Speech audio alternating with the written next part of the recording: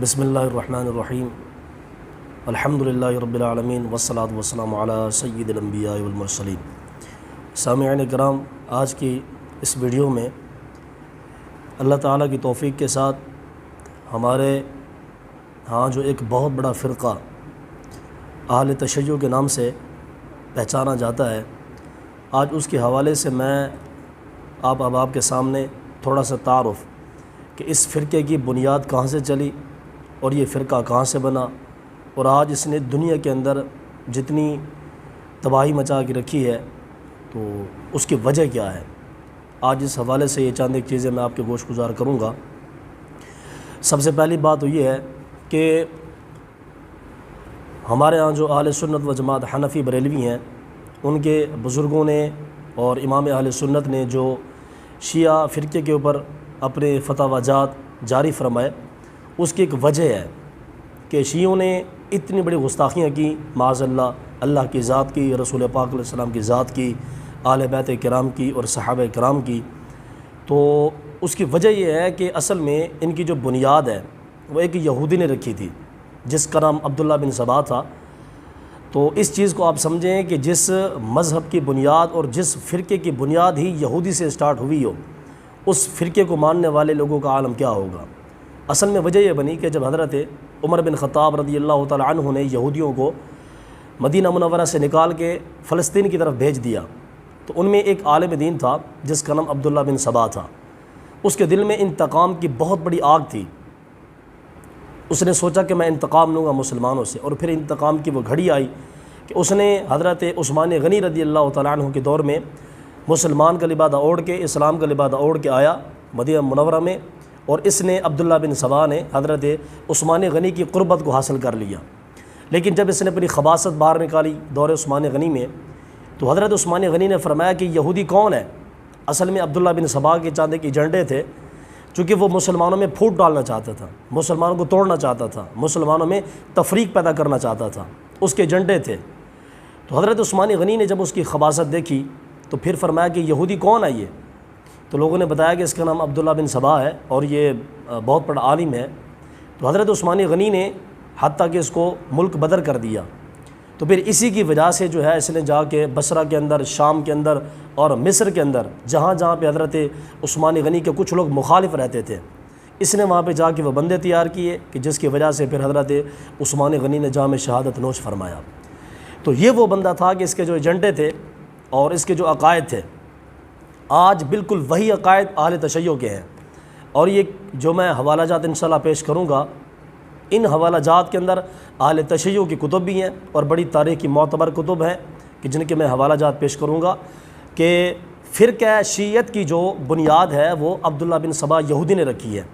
اس کے اعتراف بڑے بڑے اہل تشیع نے کی ہے۔ ظاہر سی بات ہے کہ ہر فرقے میں کچھ نہ کچھ حقیقت پسند لوگ لازمی ہوتے ہیں۔ تو بڑے بڑے اہل تشیع حضرات نے اس بات کو تسلیم کیا ہے کہ جو فرقہ شیعیت ہے اس کی بنیاد عبداللہ بن سبا یہودی نے رکھی ہے۔ البتہ یہ کہ لوگوں نے پردے پانے کی بڑی کوشش کی ہے۔ تو عبداللہ بن سبا حقیقت میں چونکہ یہودی تھا اور اس نے اسلام کا لبادہ اوڑھا اور منافق بن گیا، تو اس بندے کے ایجنڈے تھے کہ اگر حضرت سیدنا عیسیٰ علیہ السلام آسمان سے واپس آ سکتے ہیں تو کیا نبی پاک علیہ السلام واپس کوئی نہیں آ سکتے؟ جناب محمد رسول اللہ واپس کوئی نہیں آ سکتے؟ وہ تو بدرجہ اولا آ سکتے ہیں۔ اس نے قرآن مجید کی چند ایک آیات کریمہ بھی حوالہ پیش کیا۔ تو لوگوں کے ذہنوں میں وسوسہ بیٹھ گیا کہ یار یہ اس کی بات تو ٹھیک ہے، اگر عیسیٰ علیہ السلام واپس آ سکتے ہیں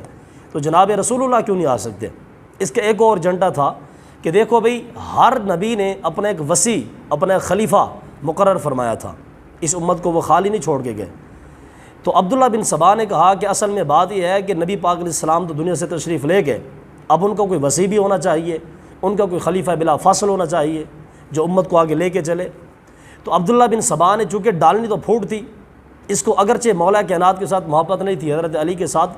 کوئی ایسی محبت نہیں تھی کہ جس کی وجہ سے یہ دعوے کر رہا تھا، اس کا اصل مقصد تھا مسلمانوں میں پھوٹ ڈالنا اور مسلمانوں کو آپس میں لڑانا۔ اس بندے نے کیا کیا کہ اس نے کہا کہ جی دیکھیں، ہر نبی کا وصی ہوتا ہے، ہر نبی کا خلیفہ بلا فاصل ہوتا ہے۔ تو نبی پاک علیہ السلام کے جو خلیفہ اور وصی ہیں وہ حضرت مولا کائنات ہیں، چونکہ وہ صحابہ کرام میں سے بھی ہیں اور اہل بیت کرام میں سے بھی ہیں۔ اب ظاہر سی بات ہے لوگوں کے ذہنوں میں وسوسہ پڑ گیا، لوگ مانتے تو ویسے تھے حضرت مولا کائنات کو، حضرت علی کو، لیکن انہوں نے سوچا کہ یار اس کی بات تو ٹھیک ہے کہ ہر نبی کا کوئی نہ کوئی وصی ہوتا ہے، کوئی نہ کوئی خلیفہ ہوتا ہے، اگرچہ حضرت عثمان غنی موجود تھے، وہ شہید ہو گئے، تو لیکن اس نے چونکہ وہ پھوڑ ڈالی تھی، مقصد یہ تھا لوگوں کے ذہن تشویشناک ہو گئے، تو پھر یہاں سے یہ معاملہ چلا کہ اس نے اپنی عوام کو تیار کیا، حتیٰ کہ جب حضرت مولا کائنات کا دور آیا تو حضرت علی نے اس عبداللہ بن سبا کو بلوایا اور فرمایا کہ تو بھی کون ہے، مجھے میرے بارے میں تیرے کیا عقائد ہیں؟ تو عبداللہ بن سبا نے کہا جی میں تو آپ کو خدا مانتا ہوں، میں تو آپ کو الہ مانتا ہوں، اور اس کے پیچھے جتنے اس کے رفقا کھڑے تھے عبداللہ بن سبا کے، ان سب نے یہ اقرار کیا کہ جناب ہم آپ کو خدا مانتے ہیں، الہ مانتے ہیں۔ تو حضرت مولا کائنات نے اس عبداللہ بن سبا کو آپ نے آگ لگوا کے اس کو جلا دیا تھا، ایک روایت یہ ہے کہ اس کو ملک بدر کر دیا تھا، یہاں سے نکال دیا تھا مدینہ منورہ سے۔ اب یہاں سے جو اس کے عقائد تھے عبداللہ بن سبا کے، اس نے حضرت علی کو خدا مانا، اس نے حضرت مولا کائنات کو کہا جی آپ امامت آپ کا حق ہے، کسی اور کا حق نہیں ہے، باقی جو 3 خلفاء گزرے ہیں انہوں نے آپ کے ساتھ ظلم کیا، زیادتی کی ہے، اور دوسری بات یہ کہ آپ جو ہیں نبی پاک علیہ السلام کے خلیفہ بلا فصل ہیں، اور آپ ہی وہ ہیں کہ جن کو نبی پاک علیہ السلام مقرر کر کے گئے ہیں، اور آپ کو خلیفہ ہونا چاہیے، میرا یہ ایمان ہے۔ اس عبداللہ بن سبا نے کہا جی میرا ایمان ہے، میرا یقین ہے کہ آپ خدا ہیں، تو مولا کائنات نے اس کو آگ میں ڈلوا کے جلوا دیا۔ اب یہاں پہ اصل میں مسئلہ یہ ہے کہ جو عقائد عبداللہ بن سبا کے تھے، آج وہی عقائد ہمارے جو اہل تشیع حضرات ہیں ان کے عقائد ان کی کتابوں کے اندر پائے جاتے ہیں۔ یہی اہل تشیع حضرات ہیں، اگرچہ ان کے بھی کئی فرقے ہیں، زیدیہ، اسماعیلیہ، امامیہ، ان کے اور بھی بہت سارے فرقے ہیں، لیکن ان میں سے کئی ایسے اہل تشیع کے فرقے ہیں کہ جو یہ عقیدہ رکھتے ہیں کہ معاذ اللہ حضرت علی خدا ہیں اور حضرت علی جو ہیں وہ خلیفہ بلا فصل ہیں، وصی رسول ہیں۔ یہی وجہ ہے کہ اذان کے اندر بھی اہل تشیع جو ہیں وہ معاذ اللہ وہ جو 3 خلفاء ہیں حضرت ابو بکر، عمر، عثمان رضی اللہ تعالیٰ عنہ، ان کی یہ ہر اذان کے اندر گستاخی کرتے ہیں، اور حضرت مولا کائنات کا نام لے کے انا علی ولی اللہ، تو اسی طرح ان کا نام لے کے 3 خلفاء کی یہ لوگ گستاخی کرتے ہیں۔ اصل میں مسئلہ یہ ہے کہ جو عبداللہ بن سبا یہودی تھا، اس کے بارے میں نہ صرف یہ کہ اہل سنت و جماعت کی کتابوں میں لکھا ہے، بلکہ اہل تشیع نے لکھا کہ وہ عبداللہ بن سبا یہودی تھا، یمن سے آیا تھا، اس نے مسلمانوں میں پھوٹ ڈالی۔ یہ ہماری کتب کے اندر تو ہے ہی ہے، البدایہ والنہایہ کے اندر موجود ہے یہ بات کہ وہ یہودی تھا۔ اسی طریقے سے ابن اسیر کے اندر یہ موجود ہے، اہل سنت و جماعت کی کتب ہے۔ لیکن اس سے ہٹ کے جو شیعہ حضرات کی کتب ہے ان میں سے ایک روضۃ الصفا ہے کہ جس کے اندر یہ بات موجود ہے کہ عبداللہ بن سبا یہودی تھا، کہ جس کے عقائد یہ تھے کہ وہ حضرت علی کو خدا مانتا تھا، حضرت علی کو خلیفہ بلا فصل مانتا تھا۔ اس سے ہٹ کے ایک کتاب ہے ناسخ التواریخ، اس کے تقریباً جلد سوم کے اوپر صفحہ نمبر 257 کے اوپر 37 کے اوپر یہ جو مرزا محمد تقی صاحب ہے انہوں نے لکھا کہ جو عبداللہ بن سبا تھا یہ مرزائی تھا، یہودی تھا، کہ جس نے یہ سارے کے معاملات خراب کیے۔ اس سے ہٹ کے انوار نعمانیہ میں جو نعمت اللہ صاحب جزائری ہیں انہوں نے صفحہ نمبر 157 کے اوپر یہ بات لکھی کہ عبداللہ بن سبا یہودی تھا کہ جو آیا تھا یمن سے، اس نے آ کے مسلمانوں میں پھوٹ ڈالی، مولا کائنات کو خدا کا وغیرہ وغیرہ، یہ ساری چیزیں۔ اب ذرا اس بات کا اندازہ کریں کہ جو اگر ہم اعتراض کرتے ہیں کہ جناب یہ تو ہمارے بریلوی حضرات ہیں جو شیعوں پر تہمت لگاتے ہیں وغیرہ وغیرہ یہ سارے معاملات، تو پھر کوئی بات تھی سوچنے والی، لیکن خود اہل تشیع کی کتب کے اندر یہ بات موجود ہے کہ عبداللہ بن سبا یہودی تھا اور اس کے عقائد کیا تھے، اور بدقسمتی کے ساتھ اس کی جو عقائد تھے دور صحابہ میں، حضرت مولا کائنات کے دور میں، آج بدقسمتی کے ساتھ وہی عقائد ہمارے اہل تشیع حضرات کے اندر بھی ہیں۔ تو یاد رکھیں کہ ہمارے بزرگان دین نے نہ صرف یہ کہ بالکل آنکھیں بند کر کے فتوے لگائے، بلکہ ان کی کتابوں کے اندر یہ ساری چیزیں موجود ہیں۔ اور یہ جو ناسخ التواریخ ہے یہ بہت بڑی کتاب ہے اہل تشیع کی تاریخ کی، تو اس نے بھی بالکل واضح طور پر لکھا، اگرچہ اس نے پردے پانے کی بڑی کوشش کی ہے کہ نہیں جی ایسے تھا تو اس کی تعویل یہ تھی تو اس کی تعویل یہ تھی، لیکن یہ ہے کہ اور بھی لوگوں نے روضۃ الصفا نے لکھا، ناسخ التواریخ نے لکھا، اور بھی کئی ساری کتابیں ہیں، انوار نعمانیہ نے، نعمت اللہ جزائری نے لکھا کہ وہ جو عبداللہ بن سبا تھا وہ یہودی تھا، اس کے عقائد یہ تھے، اور بدقسمتی کے ساتھ آج جو اہل تشیع کے عقائد ہیں وہ یہودی کے ساتھ ملتے ہیں۔ تو ایک چیز کو یاد رکھیں سامعین کہ جو اہل تشیع کے جو عقائد ہیں اور اس کی جو بنیاد ہے وہ عبداللہ بن سبا یہودی نے رکھی تھی، کہ جس کو حضرت علی نے پھر آگ لگا کے جلوا دیا تھا۔ یہ مذہب فرقہ تشیع کا آغاز وہاں سے ہوا، اصل میں عبداللہ بن سبا جو یہودی تھا وہاں سے پھر اہل تشیع کا آغاز ہوا، کہ جس نے اتنے خطرناک قسم کے عقائد رکھے، اس نے اپنی جو ہے وہ اپنی اندر کی خباثت نکالی، مولا کائنات کو خدا کا وغیرہ وغیرہ، یہ سارے معاملات۔ تو یاد رکھیں کہ اہل تشیع کا جو فرقہ ہے اس کی سب سے پہلی بنیاد ہی یہودی نے رکھی ہے، اور جس فرقے کی بنیاد ہی یہودی نے رکھی ہو تو پھر اس فرقے کا عالم کیا ہوگا۔ یہی وجہ ہے کہ آج ہمارے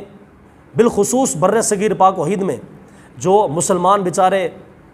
نام نہاد مسلمان ہوتے ہیں، سنی مسلمان ہوتے ہیں، تو وہ ان ہمارے شیعوں حضرات کے دھوکے میں آ کے، فریب میں آ کے وہ پھر اپنے عقائد کو خراب کر لیتے ہیں۔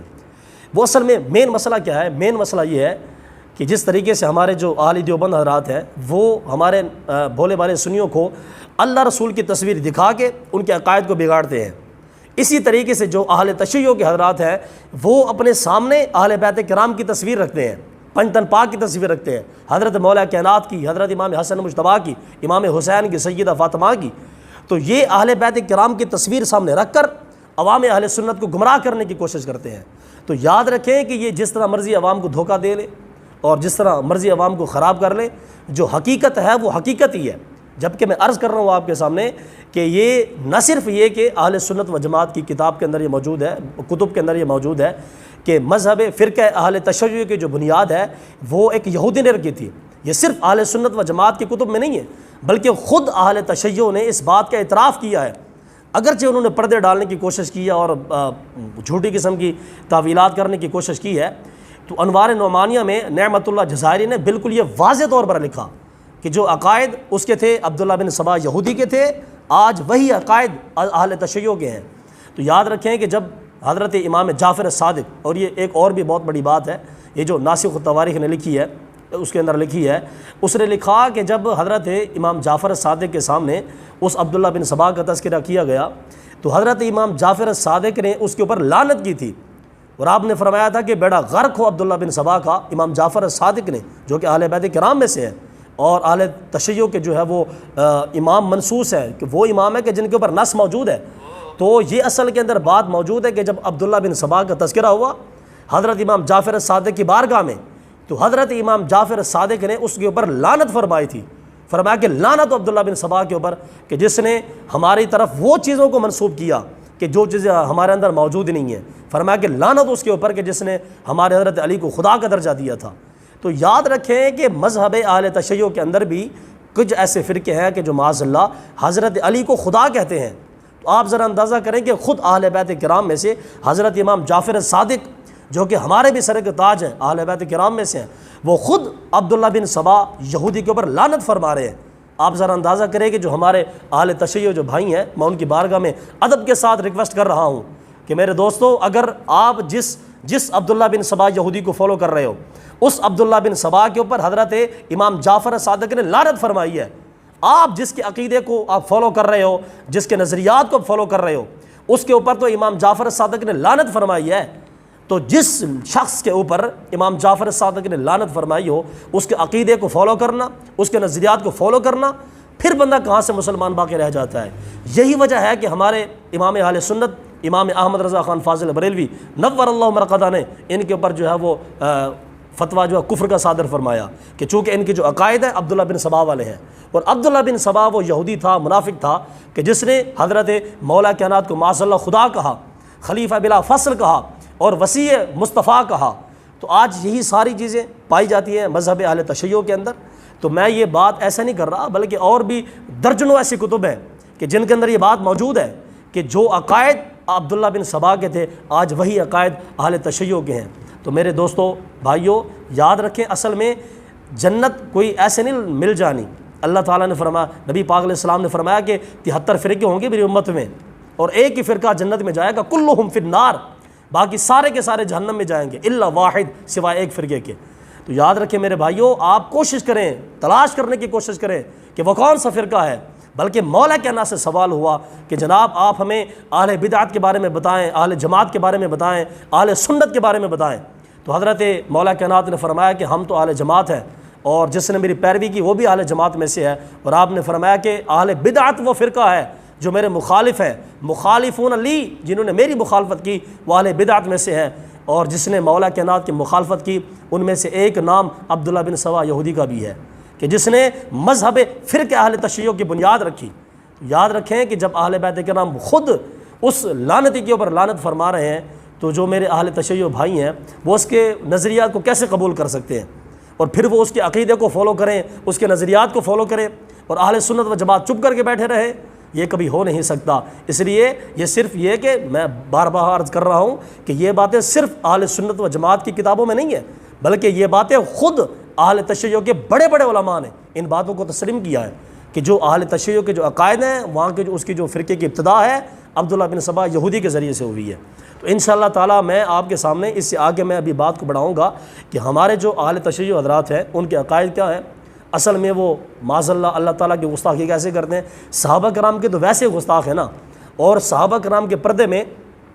یہ لوگ اہل بیت کرام کے بھی گستاخ ہیں۔ اسی طریقے سے امت مصطفیٰ کے اندر جو انہوں نے پھوٹ ڈالی ہے، اور یاد رکھیں اہل سنت و جماعت کے بعد تقریباً یہ ایک بہت بڑا فرقہ ہے پھر شیعوں کا کہ جس نے امت مسلمہ کو توڑ پھوڑ کے رکھ دیا۔ تو انشاءاللہ تعالیٰ اللہ تعالیٰ نے اگر زندگی عطا کی تو میں آپ احباب کے سامنے یہ ساری چیزیں کھول کے رکھوں گا کہ اہل تشیع حضرات نے امت مسلمہ کو جو دھوکہ دینے کی کوشش کی ہے، اور وہ بھی اہل بیت کرام کی تصویر کو پیش کر کے، انشاءاللہ تعالیٰ ان کے میں عقائد بھی ظاہر کروں گا، اور ان کے جو نظریات ہیں، ان کی جو کتابوں کے اندر چیزیں لکھی ہیں، اور جس کی وجہ سے اہل سنت نے ان کے اوپر کفر کا فتویٰ صادر فرمایا، انشاءاللہ میں ہر چیز آپ احباب کے سامنے رکھوں گا اگر اللہ تعالیٰ نے مجھے زندگی دی، اور نبی پاک علیہ الصلوۃ والسلام کے توسل کے ساتھ، نبی پاک علیہ السلام کی نگاہ رحمت کے ساتھ۔ انشاءاللہ میری یہ کوشش ہے کہ جتنے بھی فرقے ہیں، ان کے جتنے بھی باطل عقائد ہیں، انشاءاللہ میں ان کو منظر عام پہ لانے کی کوشش کروں گا۔ اللہ تعالیٰ ہمیں صراط مستقیم پہ چلتے ہوئے نبی پاک علیہ السلام کی سچی محبت عطا فرمائے۔ وآخر دعوانا الحمدللہ رب العالمین۔